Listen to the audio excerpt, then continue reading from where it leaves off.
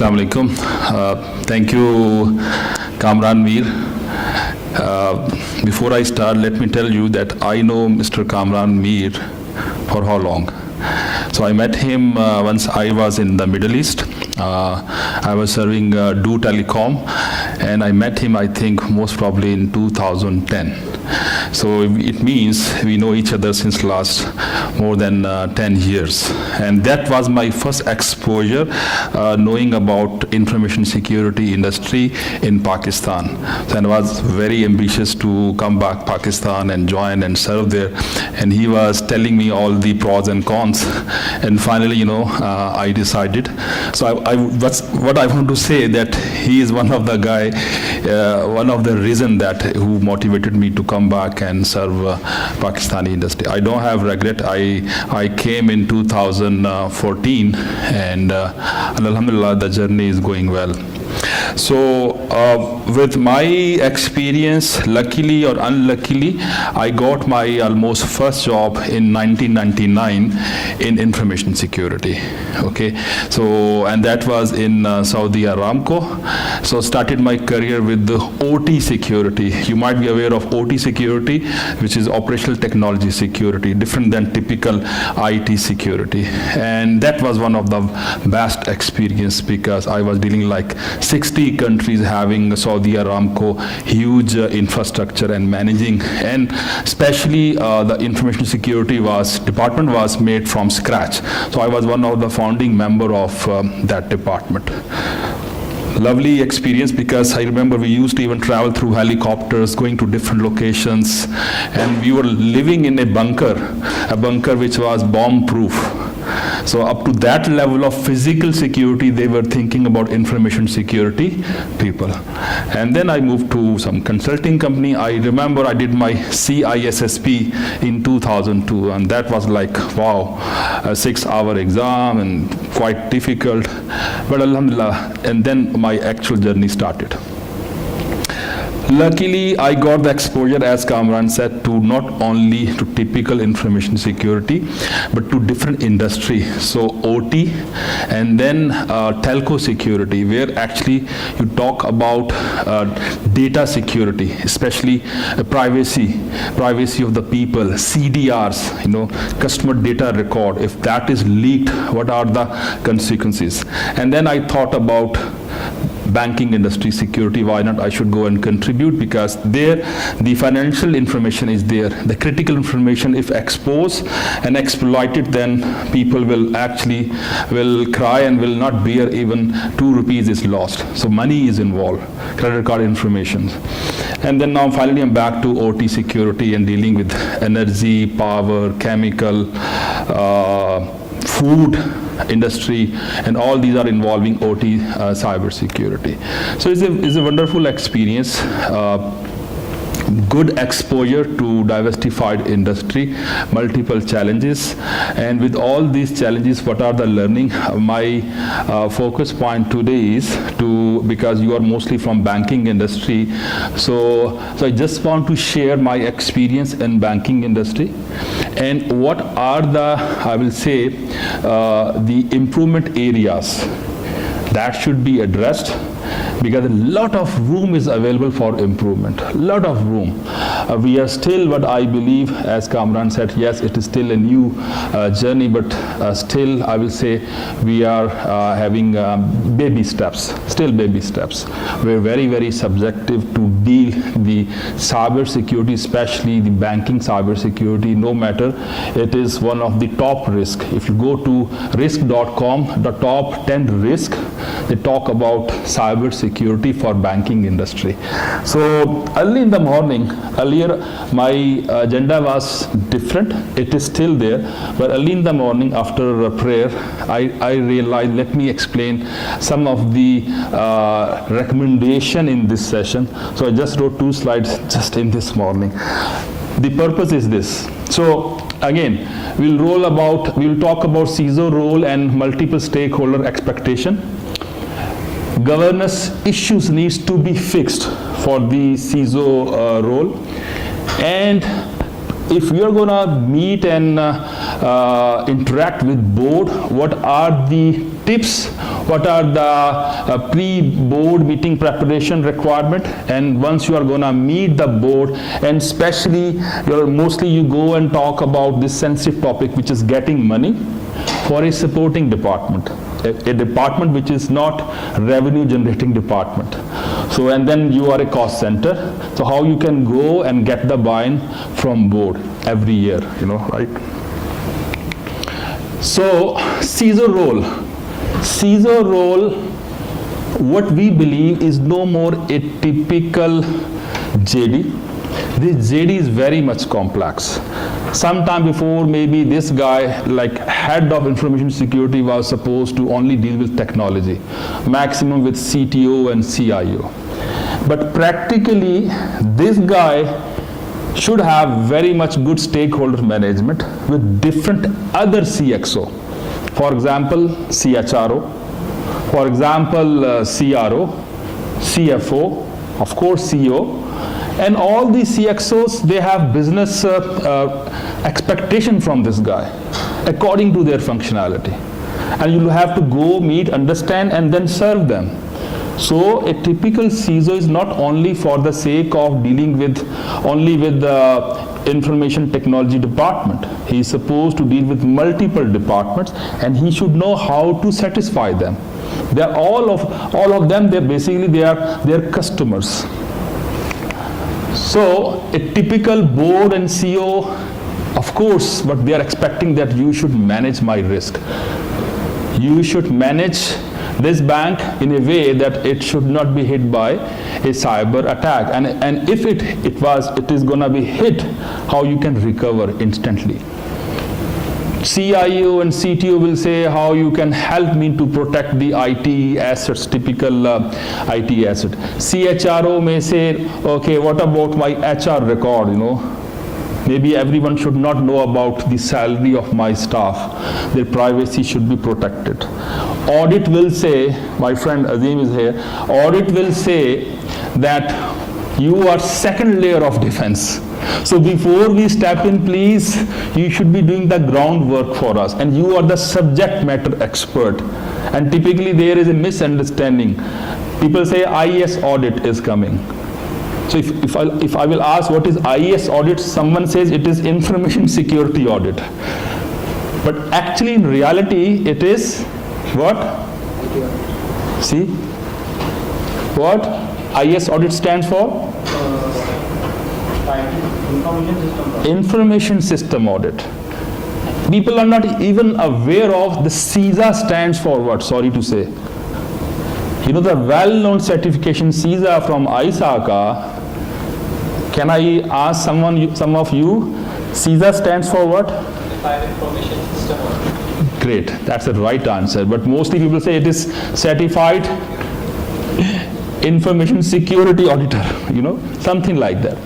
So anyhow, so customers, of course, they are expecting, if it is a bank, that our credit card information should remain secure. They damn care about internal politics, but they care that even though it is 10 rupees, it is the hard-earned money, should remain actually secure well enough and should not be in wrong hand. And to be honest, CISO, if you look at this, and if he go back and take religiously these type of job description, it is a worship. Why? Because you are here to protect the digital money of your customers. Maybe for us it is 10,000 rupees, for a customer it is his last saving. If that is gone, it's a big disaster. So you are the actual soldiers who are actually working day and night to secure their money, to avoid any digital dacoity, right? So think in this direction, and then it means basically you are going to be motivated.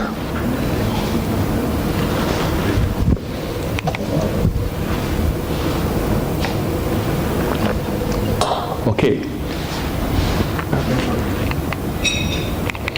So what I realized this morning, I'm no more serving the banking industry. I joined another industry, so maybe I can talk little more openly, right? And please, this should not be taken in the context, it is not for a specific bank. I did the study of most of the bank with the help of my relations, my network, and these are the pain points, I will say, and that should be addressed and that should be fixed, because there is no final word available. And it is a time actually for State Bank, for CISO, for the executive management to realize that room for improvement is still there. For example, a typical CISO hiring is happening through what mechanism? Mostly, as Kamran said, if no one is available, why not a typical IT guy, a typical internal audit guy, should take a chance. Someone is there for a long time, no promotion, there is a new job, new role CISO, why not, you should apply. Because they don't think so, this is a very specialized area. So someone having little bit knowledge about 1-2 certification, no matter the mindset requirement is different for information security, I think he can catch up, and why not we should give this opportunity. So my advice is typically the State Bank should be involved. Why? Because there is a way for such a critical position, similar to board of director, the internal audit hiring is actually beyond the CEO, right? Beyond the CEO level, it comes from other authorities. Board. And they actually decide independently. So there should be a way the State Bank should challenge whether you are hiring a appropriate, proper, professional with certain experience CISO or not. Because this position is such a critical position, and this is not a placeholder. And it is empty, so let's give chance to this guy, and State Bank will be happy, because as far as there is one guy there, no matter whatever experience he has, the job is finished. The job is actually fulfilled. And not only that, during hiring, also they should remain in touch with the help of dotted line. Because the level of challenges, the level of, I will say, natural conflicts required, the State Bank should help this guy. Why? The reasoning is, you will be talking a lot more about their PSD circulars. And these PSD circulars, to be honest, if you go and read, once I read first time any of the PSD, I start realizing I am the man of this whole organization. It looks like most of the responsibility is owned by this poor CISO. Great PSD, different PSD requirement, but in reality the most important thing is the execution muscles are there, the empowerment is there. Is there any way that this guy can be influenced? If that is well managed, the guy certainly he can deliver with his best delivery, he can deliver it. So this is very important, because otherwise there is a fair chance he can come under the influence, and he will not be able to share the actual picture with the State Bank. Because remember, if I'm not mistaken, the money inside the bank, it is amanat for our customers. And State Bank is making sure this amanat is being taken care by different departments, including cyber security. And if that one is not happening properly, then it is amanat mein khayanat, right? Okay, second point is the CXO role. I think in Pakistan especially, with my experience, it is the only role which is called Chief Information Security Officer. But unfortunately, it is maybe -2, -3, and in some banks -4 to actual CXO role. Which is I will say, we are abusing this word. For some people it is great, because they are quite junior and at least they are happy, they are being called Mr. CISO is coming. But on other side, the worth of this role is being ruined, unfortunately. So practically speaking, yes, you need the execution of this very complex PSD circulars, But however, these circulars required a level of authority which is only possible if you stand at the actual CXO layer. So if the bank can afford to have average, to be honest, 15 to 20 actual CXO, CIO, CRO, CHRO, mashallah, all having very smart packages. They are coming on, lavish, cars. Why not for this guy? Why not for the CISO? And politically, that this guy is supposed to go and tell all these big names, big roles, that you are not doing your job perfectly. So naturally there will be conflict, whether you like or not, unless you put them at the same peer level. Yes, you may say maybe in the market, yes, there are people who are not ready to take the actual role of CXO. You are not the actual CXO material.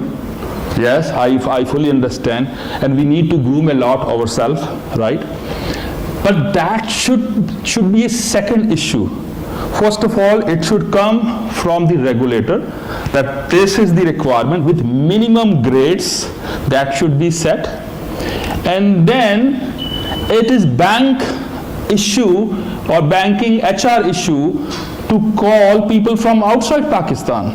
I can tell you in return, there are great people working outside Pakistan, and they're not coming because they say, the CISO role, we just ended up getting 2 lakh, 3 lakh, 4 lakh, what is this, right?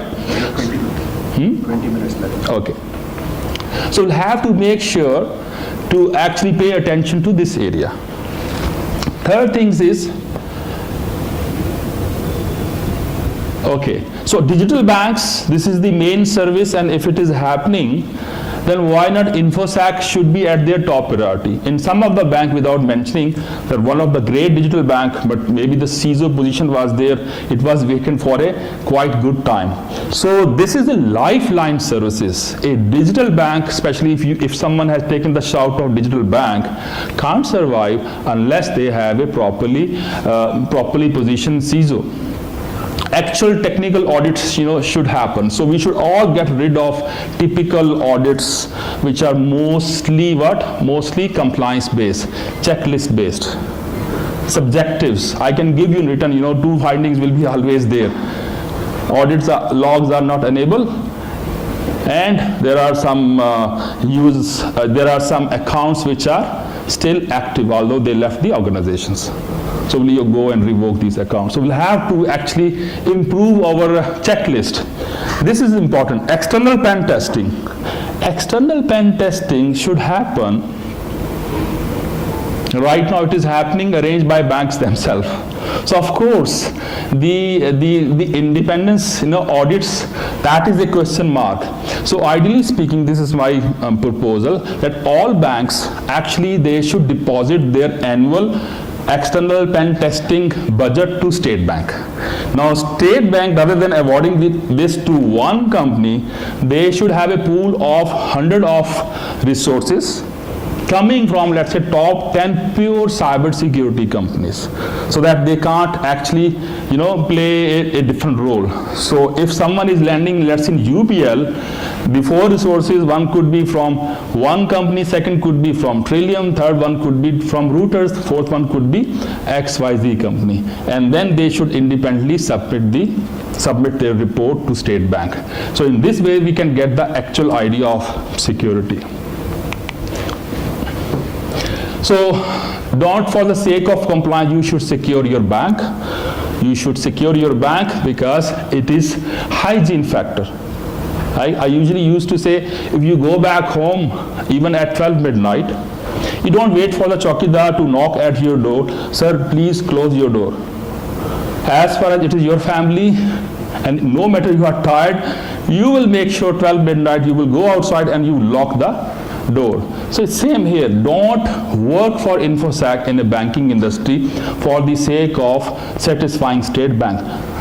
Do it for yourself. Misconception of SOC. Many people sitting in this room outside this room, if they're thinking about SOC, they think it is the mother of all visibility. It is totally a misconception. Yes, it is one of the core tool, but it should be used in a better way. But why not? People should have access to multiple tools as far as they have security as a tool already available in the banking industry. Most of the CISO I have seen, they just focus on SOC, and they are not willing to take interest individually, let's say for ATM security. There are individual dashboards available for ATM security. There are individual dashboards available for the credit card online frauds. Ideally, they should actually step in, because ultimately if something happens, it is called security incident. And board of directors, in 2025, there is a study that outside world, in global world, there will be directed that the board of directors should have a subject matter expertise in cyber security. No more a typical IT board of director. This is a special area and should be handled by special expertise. IT steering committee, yes, it should be there, but ideally there should be a separate information security steering committee. It's not there. So we are mixed actually with typical IT steering committee. Bigger CISO, okay. This is what Kamran said, business security mind. In Telenor, my title was Director Business Security, not Director Information Security. Why? Because they strongly believe information security, yes, but also digital frauds, if they're happening, should be taken care by CISO. Also physical security of data center, because no matter you go and put lot of control, if your data center critical server is stolen by someone just at the cost of 10,000 rupees social engineering, going and meeting some security guard, the whole security is bypassed, right? So these three areas used to report to me, and that is called business security. I think we need to adopt this. And last but not the least, I already mentioned that yes, we also need to groom ourselves to create the CXO material. Okay, and now very quickly, I have 10 minutes now. Very quickly now, if you are going to meet the board of director as a CISO, just kind of some tips I want to give to 15 minutes. Okay, great. So in this case, if it is first time, make sure you know your board of director in advance. It's the age of WhatsApp. It's the age of LinkedIn. You need to know what are their expertise, right? Because there might be a guy with a very heavy experience in technology or not. Then you can gauge all of your involvement accordingly. You can also remain in touch later on after making relation with the help of different tools. So sometimes you can publish, for example, on LinkedIn your accomplishment.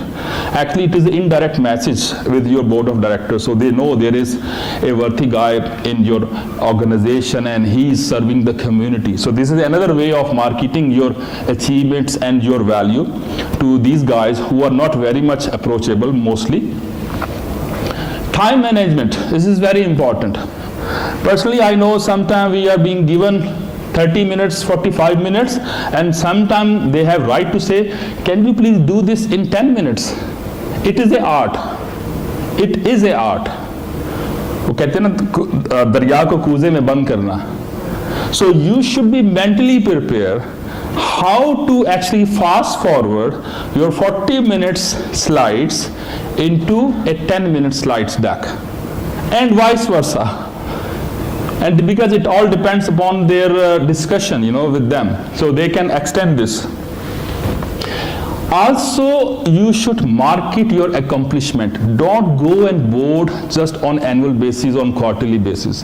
There are multiple ways that your accomplishment, with the help of digital newsletter, with the help of your accomplishment reports, can be shared with top executives, so that they can know it is a happening department. It is not a department which just come at the end of the year to actually ask for another budget, right? So this is another way. So your name should be there before you arrive there. That is the methodology.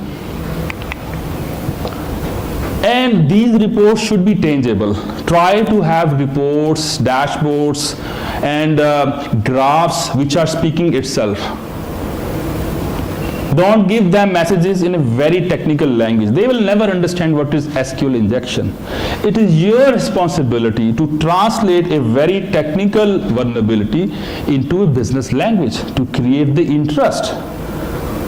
So don't, I will say, try to expect that they have maybe read a CISA manual or CISP manual and they know all these terms and this different terminology. Okay, conduct security awareness sessions with board members in advance. So once you go and normally meet them on quarterly basis, don't take that opportunity for their security awareness. Keep this opportunity separately.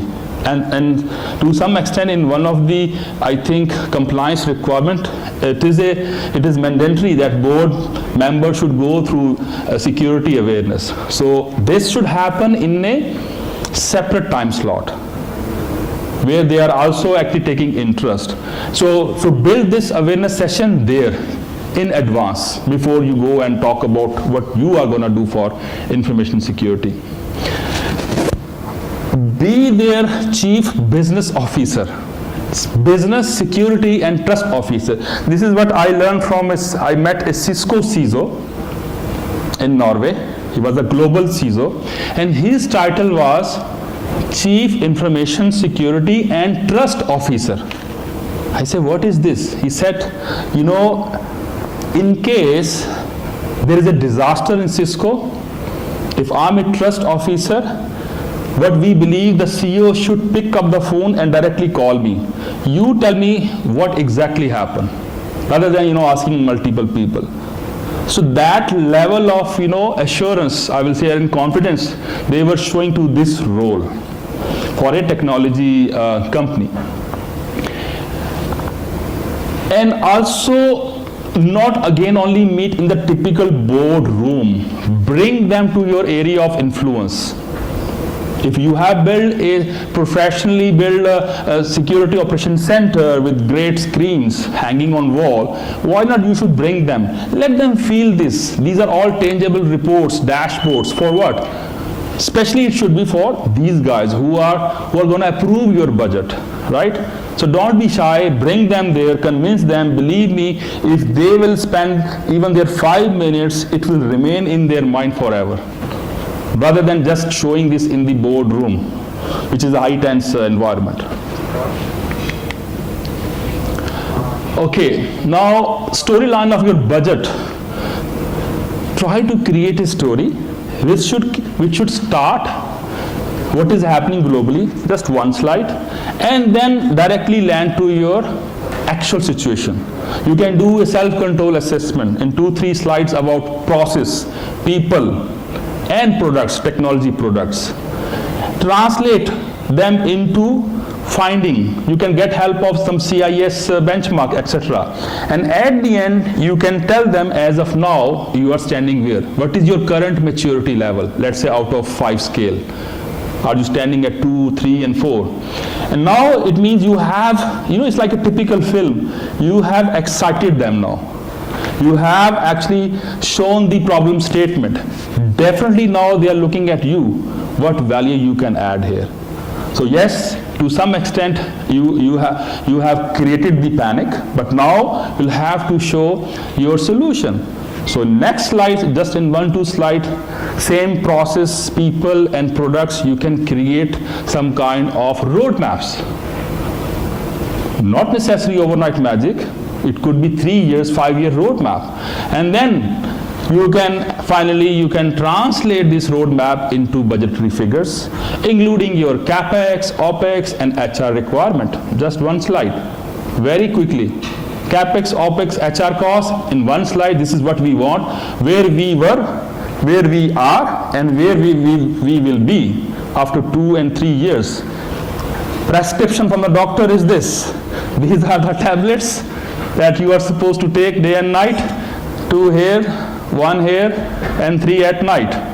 And don't ask me, because that is too complex, why it is pink or why it is red pills. Leave it to me with over 20-year experience. This should happen in this way.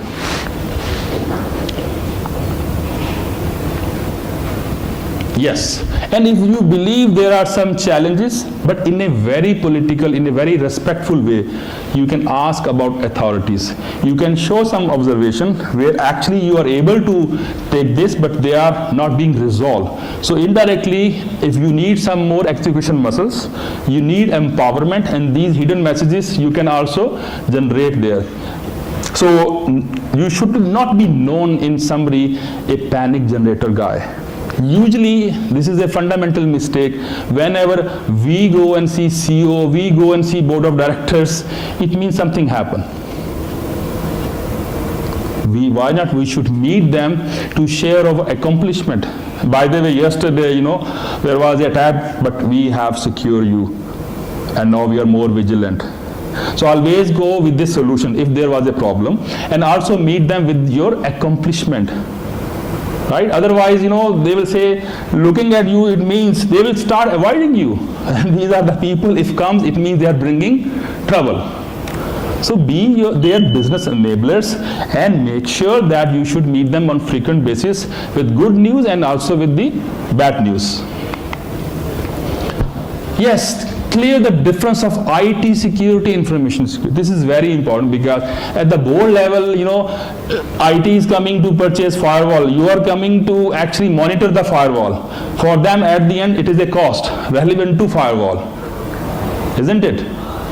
So you'll have to tell them, yes, not in the auditing terminology, that we are actually checking whether IT is making sure to run the firewall in a way that there is no loose rule in the name of troubleshooting late night, because no one was there.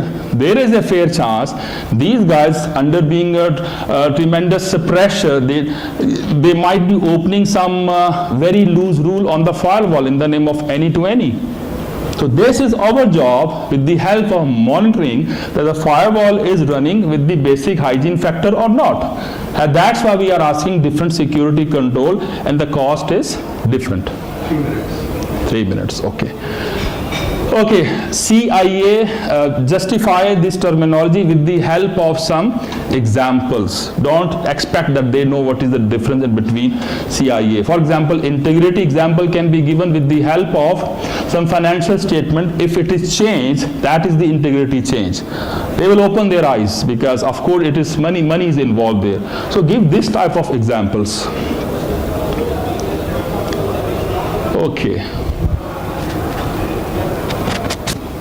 And enjoy. This is another mistake. People go and meet board and they say, you know what, it was very successful. They have not given me any comeback item. Guys, keep your door open always with your top executives. Try to have some comeback item, because it means it is an opportunity for you to meet them again and again. Otherwise they say, yes, it looks like there are angels sitting there, everything has been resolved and there is no need to see you again.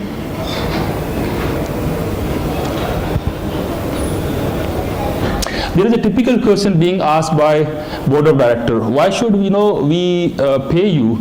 Because last year there was a solar wind, such a big company, which that was also compromised. FireEye was also compromised.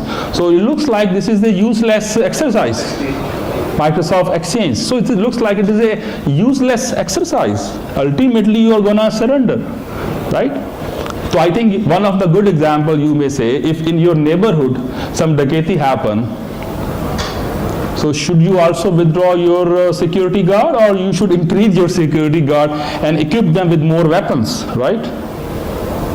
So this basic hygiene factor, so security should be taken like HSC, A fourth one is cyber security. You can't withdraw these basic foundation level controls because someone is having a COVID issue, so it means we should remove our mask. That is not possible. Okay, last thing is, if they are challenging you to please further cut down the budget, there are a lot of business challenges. Yes, true, but make sure you remain a specialist, a consultant who's bringing all the risk on the table in front of them. So you are the risk raiser. And as far as after all of these stories, still they are asking you, please cut off the budget. Great.